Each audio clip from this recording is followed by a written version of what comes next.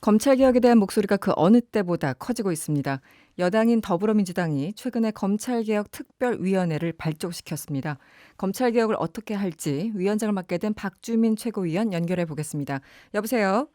예, 네, 안녕하십니까. 의원님 안녕하세요. 당내 검찰개혁 특별위원회를 발족시켰잖아요. 뭐 예, 이유야 뭐 단 한 가지 검찰을 개혁하자 이런 취지일 텐데 앞으로 어떤 일을 하게 되는지 궁금합니다.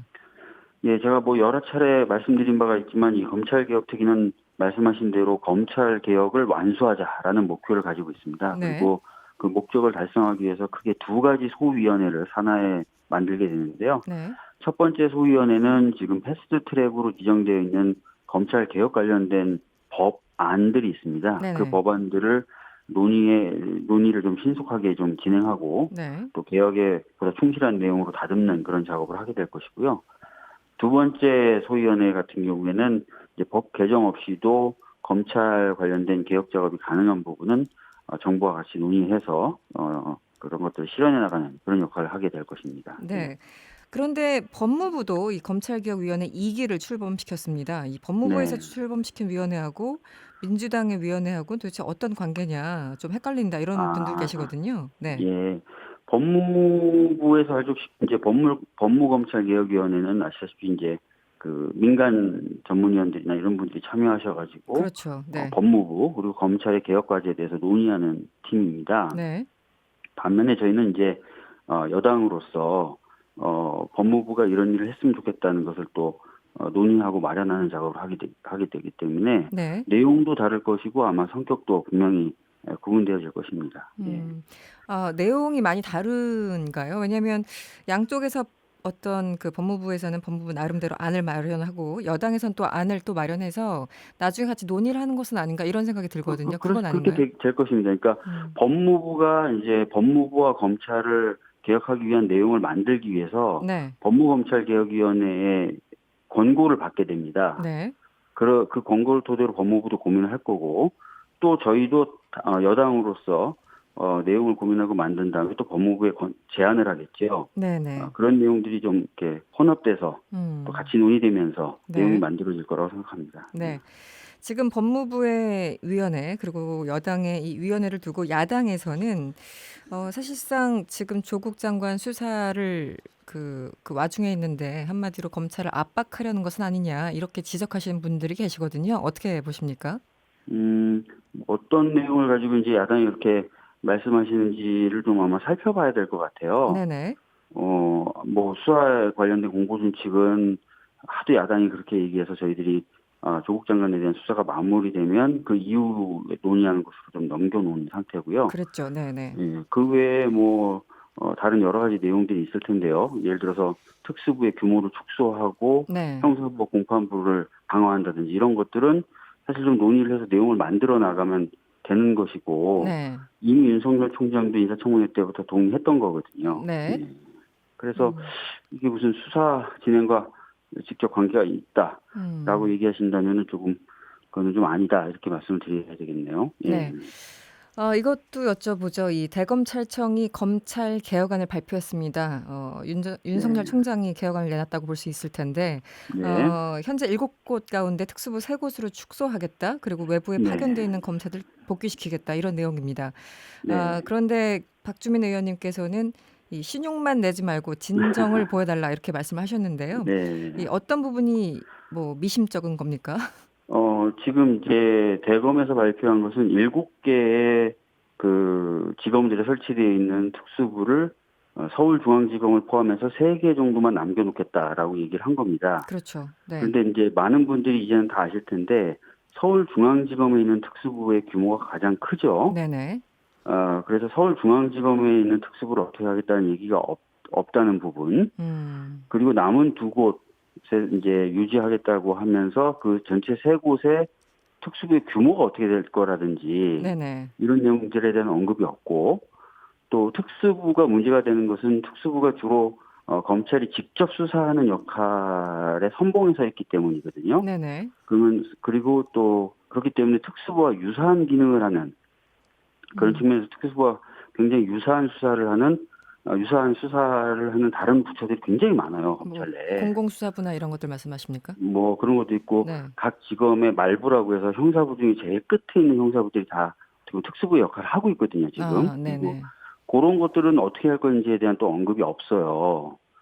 그래서 특수수사라는 부분의 총량을 어떻게 줄여나갈 것인지에 대해서 네. 저희들이 봤을 때는 좀 부족한 부분이 있다 이렇게 네. 말씀드리겠고요. 네네. 또 방금 말씀하신 게 이제 외부에 파견되어 있는 검찰 인원을 어떻게 네. 돌려보내겠다라는 말은 하지만 네. 검찰 내부의 파견에 대해서는 또 얘기를 안 하고 있습니다. 무슨 얘기냐면은 지금 보면은 이제 외부로 보낸 사람들 말고도요, 검찰 내부에서 네. 그러니까 예를 들어서 이제 뭐 서울중앙지검이 다른 지검으로 또 막 파견받고 이런 인원이 굉장히 많거든요. 네네.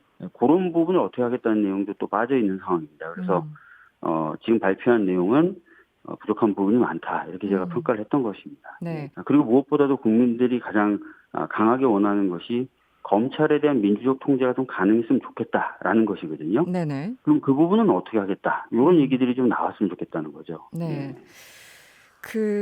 사실 대통령이 윤석열 총장한테 지시한 이후에 뭐 일각에서는 천천히 검토해 보겠다 이런 발언이 나왔다가 사실 하루 만에 이렇게 검찰 개혁안 뭐 의원님 보시기엔 미흡하지만 내놓긴 내놨습니다.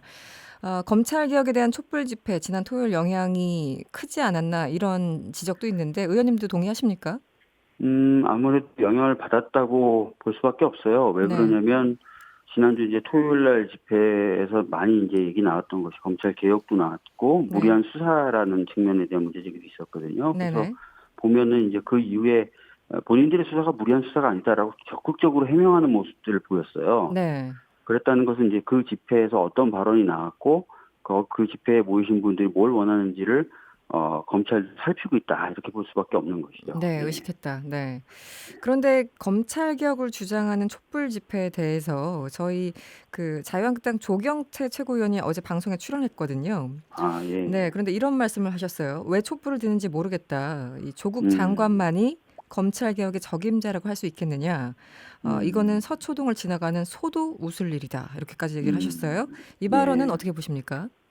잘 살펴야 될 것이 많은 분들이 사실은 조국 장관에 대해서 뭐 지켜야 된다고 말씀하시고 있고, 근데 그 이유가 바로 검찰의 과도한 수사가 진행된다는 느낌을 받으시기 때문에 그런 거거든요. 네. 검찰 통제되지 않고 수사를 하고 있다 이런 느낌을 받으시기 때문이거든요. 네네. 그러니까 그 맥락을 조용태 의원님이 좀 잊어먹으신 것 같아요. 그러니까 핵심은 네.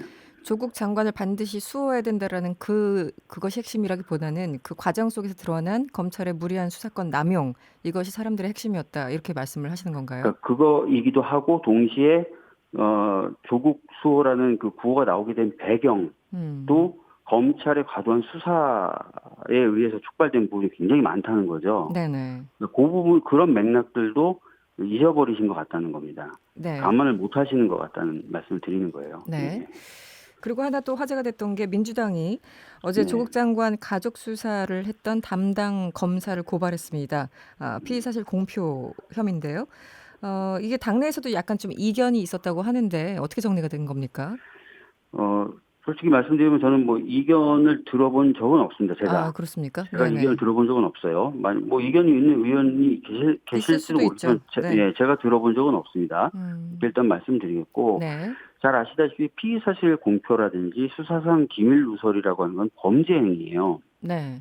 그리고 이 범죄 행위에 대해서 저희들이 여러 차례 뭐 대정부 질문이든 아니면 뭐 논평이든 아니면 뭐 각종 공개 회의의 발언을 통해서 검찰에게 이 부분을 바로잡아달라고 얘기를 했어요. 네네.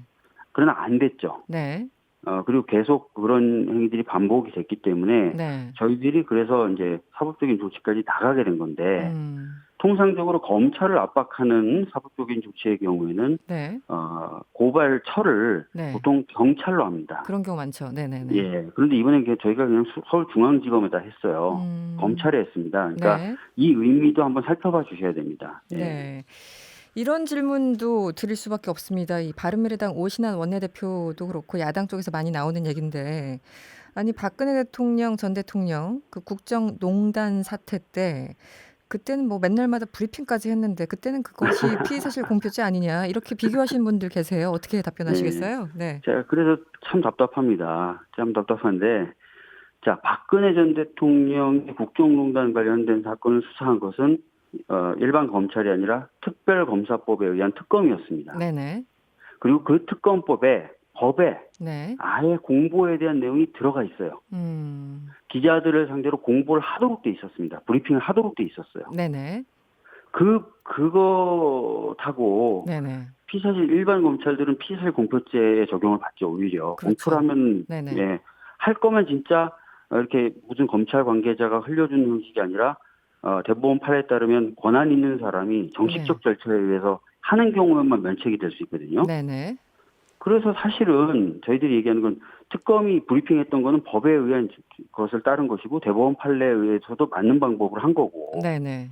지금 이루어지는 것은 법에도 그런 게 허용이 안 돼 있을 뿐만 아니라 네. 그나마 대법원 판례에서 인정하는 면책 조건도 어겨가면서 하고 있는 거거든요. 네. 이걸 비교할 수 동일한 없다. 선상에 놓고 비교하는 걸 왜 그러시는지 모르겠네요. 예. 알겠습니다. 예. 오늘 그 정경심 교수가 이 비공개로 검찰에 출석을 해서 조사를 받았습니다. 이 공개 소환이냐 아니냐 이것을 두고 논란이 있었는데요. 일단 비공개였고 그리고 뭐 일부 신문에서는 왜 공휴일에 이렇게 몰래 불렀냐 약간 이런 취지로 비판하시는 분들도 계세요. 어떻게 보셨습니까? 네. 사실 이제 공개 소환이냐 비공개 소환이냐 여부에 대해서는 이제 수사팀이 결정을 하게 되는 겁니다. 네네. 수사팀이 결정하게 되는 거고 그 결정의 이유에도 아마 여러 가지 이유가 있겠죠. 그러니까 아직까지 그런 부분에 대한 설명을 저희들이 들어본 적은 없습니다. 네. 간혹 이제 언론 보도된 걸 보면은 정경심 교수의 심리적인 상태와 건강 상태에 대한 판단을 고려했다. 그 네. 상태를 고려했다는 보도 정도만 나오고 있는데요. 네. 그래서 이제 지금 뭐 2단계에서 제가 A다, B다, 뭐 C다 이렇게 평가하기는 되게 어렵고요. 네네. 그렇지만 이제 자유한국당의 경우에 굉장히 이 부분에 대해서 공격을 많이 하거든요. 뭐 검찰이 야합을 했는 이런 비판을 많이 하는데 네. 사실은 각종 채용 비리 사건으로 수사받았던 네. 야당의 의원들 같은 경우 비공개 소환 사례 굉장히 많습니다. 네네. 예, 그리고 심지어는 서면 조사만으로 한 경우도 있어요. 네. 그러니까 자유한국당이 비판하는 것은 일단은 자유한국당 쪽에 거울을 한번 보시고 비판하라고 제가 좀 얘기를 하고 싶어요. 예. 알겠습니다. PD수첩에서 어제 PD수첩에서 동양대 표창장 관련해서 굉장히 화제가 됐었습니다. 실제 네. 방송은 이틀 전이었고요. 근데 네. 거기에 대해서 이제 여러 가지 논란이 있으니까 검찰이 바로 또 강하게 반박하는 내용의 입장을 냈는데 이런 모습은 네. 어떻게 보셨습니까? 사실 이제 검찰 입장에서 뭐 반박을 할 수도 있겠죠. 그런데 네. 지금까지 흘러왔던 모습을 비춰봤을 때 굉장히 좀 다른 모습인 거죠. 무슨 얘기냐면은 수많은 검찰발 의혹 보도는 아무런 터치를 안 하죠. 피의사실 공표죄로 뭐 이것을 좀 수사를 하라든지 네. 또 이런 것들이 안 이루어지도록 해달라고 아무리 요청을 해도 반응을 안 하던 검찰이요. 네. 이런 이제 오히려 검찰에 대해서 좀 문제제기하는 보도에 대해서는 바로바로 반응을 한다는 거예요. 그러니까 좀, 이거 좀. 네네. 뭔가 좀 이상하다. 네. 네. 그러니까 검찰은 사실은 객관 의무라는 게 있어서요. 네네. 본인들이 생각하는 오른바만 쫓는 게 아니라 네. 객관적으로 정의를 추구해야 될 의무가 있는 겁니다. 그렇다면은 네. 당연히 이제 피의사실 공표라든지 이렇게 위법 행위를 한다고 검찰이 의심받는 부분에 대해서도 네. 드러내고 또 처벌할 사람은 처벌하고 이렇게 해야 되거든요. 네네. 그런 작업은 안 하면서 자신들에 대해서 비판적인 어떤 기사에 대해서는 바로바로 반응하는 이런 것들은 제가 봤을 때 검찰의 객관 의무라는 부분에서 상당히 벗어난 것 아닌가라는 느낌을 받게 된다는 겁니다. 알겠습니다. 오늘 여의도 주변에만 계셨습니까? 광화문은 안 가보셨죠? 저는 아까 광화문 집회 잠시 나가봤었는데 사람이 정말 많더라고요. 네, 사진 보니까 많이 오신 것 같더라고요. 네, 오늘 집회는 어떻게 보셨습니까? 사실 오늘 집회의 경우에 많이 오셨냐 적게 오셨냐를 떠나서 제가 드리고 싶은 말씀이 이제 사실 두 가지인데요. 네네. 하나는 지금은 여당이나 정부를 비판하기 위해서 다양한 수단을 선택할 수 있습니다. 그래서 저는 집회 자체를 여신 거에 대해서까지 뭐라고 하고 싶은 마음은 없는데, 네. 지금이 이제 20대 국회 마지막 국감 시즌입니다. 네. 그러면 사실은 국회의원들은 국감에 좀 집중할 필요가 있어요. 네네. 그런데 굉장히 좀 그런 부분에 있어서 아쉽다는 말씀을 좀 드리고 싶고, 음. 두 번째는 이 집회를 자꾸 서초동에 그 시민들이 자발적으로 참여한 집회하고 대당하는 집회로 성격 규정을 하시려고들 해요. 네.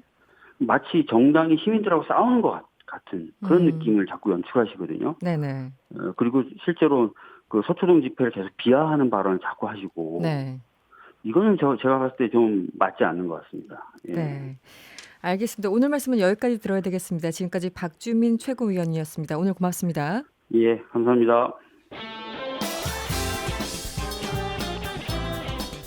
여러분의 퇴근길을 꽉 채워드립니다. 평일 저녁 6시 5분 이승원의 세계는 그리고 우리는